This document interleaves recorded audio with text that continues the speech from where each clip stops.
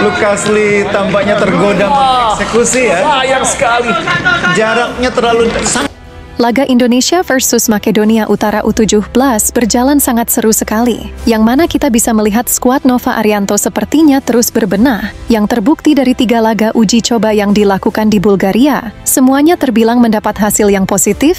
Pada laga Timnas U17 versus Makedonia Utara tadi, fisik para pemain Timnas Indonesia sangat terlihat mengalami peningkatan, yang mana pemain Timnas U17 hampir selalu menang dalam duel perebutan bola. Terlihat bentuk badan para punggawa Garuda Muda saat ini juga semakin berotot, maka tak heran pemain Makedonia Utara sangat kewalahan berduel dengan pemain asuhan Nova Arianto hari ini.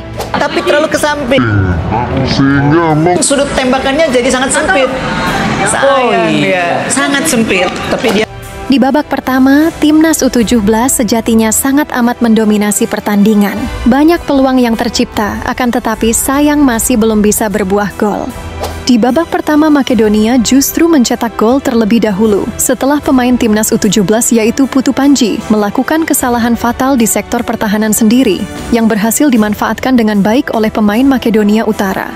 Walaupun tertinggal 1 gol, skuad Nova Arianto terlihat tetap bermain menyerang. Yang mana sebelum babak pertama usai, pemain Timnas U17 yaitu Fabio melakukan lemparan ke dalam ciri khas dari Timnas Indonesia. Bisa kalian lihat lemparan ke dalam Fabio ini, sepertinya sangat terukur dan sangat kencang sama seperti Pratama Arhan. Terlepas dari apapun hasilnya, karena lawannya juga lebih kuat seperti Makedonia Utara, secara keseluruhan, pemain Timnas U17 saat ini terbilang mengalami peningkatan di beberapa aspek. Dari fisik dan mental pemain juga meningkat, gaya permainan juga meningkat, akan tetapi tetap saja masih banyak yang harus dievaluasi oleh Coach Nova Arianto. Mengingat komentator menilai bahwa chemistry antar pemain saat menyerang masih harus diperkuat lagi, serta kesalahan-kesalahan yang dibuat di pertahanan sendiri di Piala Dunia nanti tak boleh terjadi lagi. Jadi laga uji coba yang dilakukan bulan ini adalah pelajaran yang sangat amat berharga bagi skuad Nova Arianto sebelum Piala Dunia nanti. Akan tetapi, para fans Timnas di sosial media tetap optimis melihat Timnas U17 asuhan Nova Arianto ini.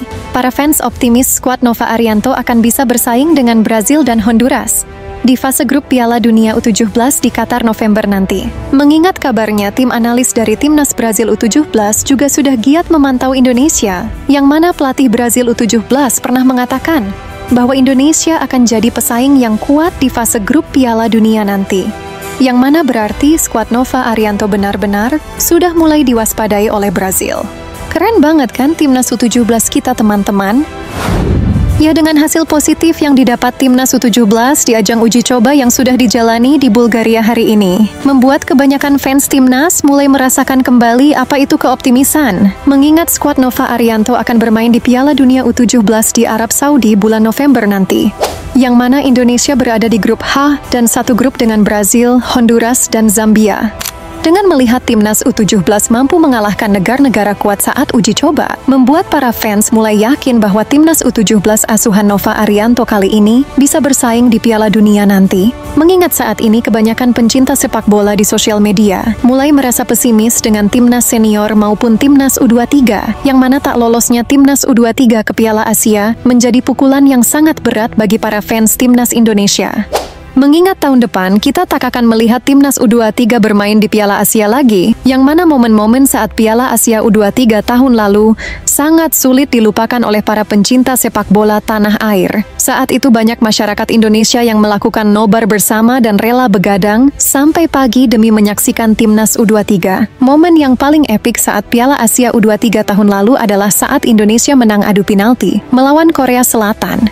Saat itu banyak masyarakat yang antusias melakukan nobar bersama, bahkan rela menyaksikan pertandingan tersebut sampai pagi, yang mana momen tersebut adalah momen yang tak bisa terlupakan sampai hari ini. Jadi wajar jika masyarakat sangat begitu kecewa melihat Timnas U23 tak lolos Piala Asia, mengingat kenangan Timnas U23 tahun lalu terlalu indah, yang mana saat itu masyarakat menyaksikan betul perjuangan Timnas U23 dari babak fase grup hingga hampir lolos Olimpiade Paris. Bahkan saat Timnas U23 gagal lolos Olimpiade Paris saat itu, pelatih Shin Tae-yong dan para pemain sampai menangis karena kegagalan tersebut.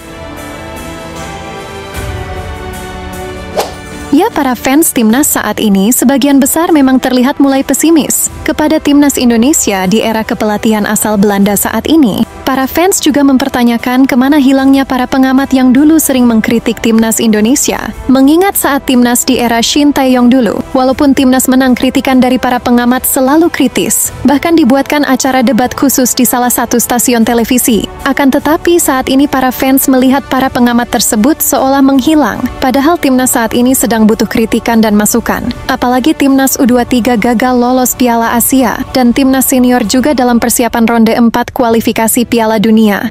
Sementara ini Bung Toel juga mulai muncul. Akan tetapi sekali lagi dirinya tetap membandingkan Shin Tae-yong dan Gerald Vandenberg. Dan berikut pernyataan dari Bung Toel. U23 kemarin kalah di final, Gerald Vandenberg bilang maaf nggak? Bilang. Dia menyatakan maaf gagal juara. Pernah Anda dengar Shin Tae-yong bilang maaf? Nggak nih. Gue pernah baca. Kalau gue sih belum pernah baca tuh. Ya makanya cek. Ada kok. Gitu, jadi saya suka ngecek. Saya nggak tahu kenapa sensitif. Jadi gini aja sebetulnya. Kalau kita bicara pure, kalau Bung Toel itu mengkritisi itu argumennya itu, kalau Anda punya kasih argumen aja lagi. Tapi yang terjadi kan nggak serangan. Apa namanya? Dibully kan? Nah itu yang buat saya heran, itu saya bilang.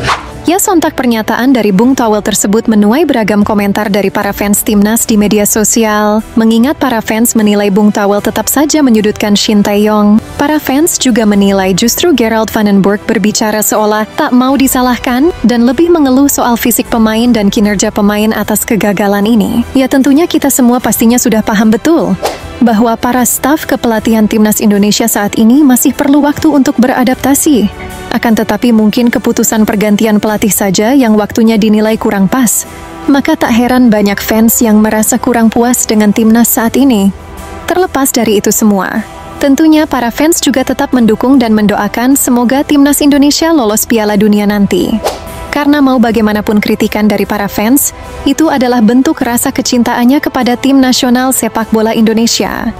Jadi sepertinya dari pihak staf pelatih dan PSSI sendiri sangat memaklumi situasi saat ini. Tinggal bagaimana caranya membuat timnas Indonesia bisa lolos Piala Dunia, karena fokus kita semua adalah bulan Oktober nanti. Semoga Patrick Kluivert dan lainnya bisa menjawab segala keraguan dari para fans dan membawa timnas kita ke Piala Dunia nanti. Yaitulah cerita tentang timnas Indonesia hari ini. Semoga info-info tersebut bermanfaat ya teman-teman. Sehat selalu dan sampai jumpa di video selanjutnya. Terima kasih sudah menonton.